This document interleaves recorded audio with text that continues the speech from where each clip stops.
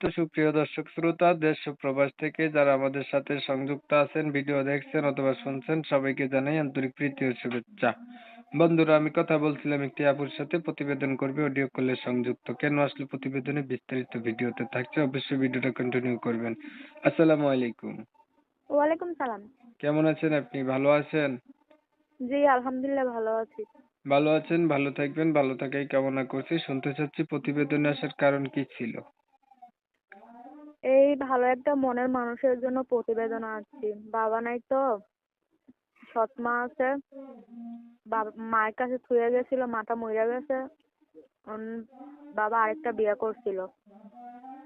কারণ সৎ মার কাছে থাকি, জ্বালা যন্ত্রণা দেয়। এই জন্য একটা প্রতিবেদন চাচ্ছি ভালো একটা মনের মানুষের জন্য।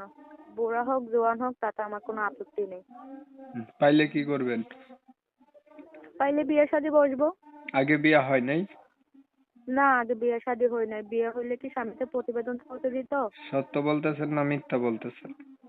সত্যি বলতাছি, মিথ্যা কেন বলবো? মানুষে কমেন্ট করে যে ভাই যাদের প্রতিবেদন করেন এগো হয়েছে কি বিয়া হয়, বিয়ার পরেও কয় যে বিয়া হয় নাই। এখন আপনার বিষয়টা কতটুকু সত্য?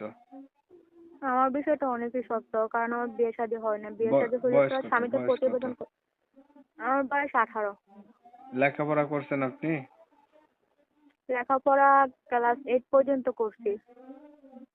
কোরআন শরীফ পড়তে পারেন? জি, আলহামদুলিল্লাহ পড়তে পারি। নামাজ পড়া হয়নি? নামাজ পড়েন? জি, নামাজ পড়ি। নামাজও পড়েন। বিয়া হয় নাই আগে না?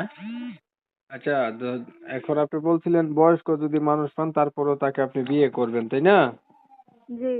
এখন আপনার যেহেতু বিয়ে হয় নাই, আপনি অবিবাহিত মানুষ, আপনি বিবাহিত মানুষ বা বয়স্ক মানুষ কেন বিয়ে করবেন? আপনি আপনার মতো কম বয়সের একটা মানুষকে বিয়ে করবেন, বুঝছেন?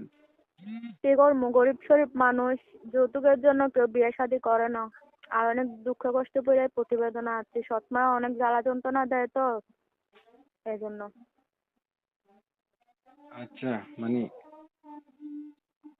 সৎ মায়ের জ্বালা যন্ত্রণা, এখন আপনি যেমন মানুষই পান যে আপনার সুখে দুঃখে পাশে থাকতে দায়িত্ব নেই, এমন মানুষ পেলে আপনি বিয়ে করে লাইবেনই তো? জি। ঠিক আছে, আপনার বিষয়টা আমি একটু ক্লিয়ার করছি। প্রিয় দর্শক শ্রোতা, শুনছিলেন আমি কথা বলছিলাম, এই আপুটি দেখতে কিন্তু চমৎকার সুন্দর। ওনার লেখাপড়াও আছে, ক্লাস 8 পর্যন্ত কোরআন শরীফও পড়তে পারে, নামাজও পড়ে। তো সমস্যা হচ্ছে ওনার বাবা আজকে বেঁচে নাই, মাও নাই, সৎ মায়ের কাছে থাকে, অনেক কষ্টে আছে। চাচ্ছে একটা মানুষ যেমন হোক তেমন হোক ওনার এই দুঃখের ভাগিদার হইলে উনি বিয়া করে লাইবো, সৎ মার জ্বালা যন্ত্রণা ওনার ভালো লাগে না আর কি। তো আমি হচ্ছে কমিউনিটি গাইডলাইনের কারণে এই সুন্দরী আপুটির নাম ঠিকানা নিতে পারিনি, দুঃখ প্রকাশ করছি। তো উনার উদ্দেশ্য মনের মতো মানুষ, যারা উনার মনের মানুষ হইতে চান বা উনাকে পাইতে চান বা উনার সাথে কথা বলতে চান, তারা হচ্ছে উনার সাথে যোগাযোগ করবেন। উনার নাম্বার আমি ভিডিওর স্ক্রিনে দিছি। যদি ভিডিও ভালো লাগে একটু লাইক টাইক দিয়েন, শেয়ার দিয়েন, ইমো মেসেঞ্জারে ছড়াই দিয়েন, আপনাদের মতামত কমেন্টে জানান, চ্যানেল ভালো লাগলে সাবস্ক্রাইব করে রাখেন। অনেক সময় নিয়ে ভিডিও দেখছেন, ধন্যবাদ সবাইকে। সবাই ভালো থাকবেন, সুস্থ থাকবেন, আল্লাহ হাফেজ।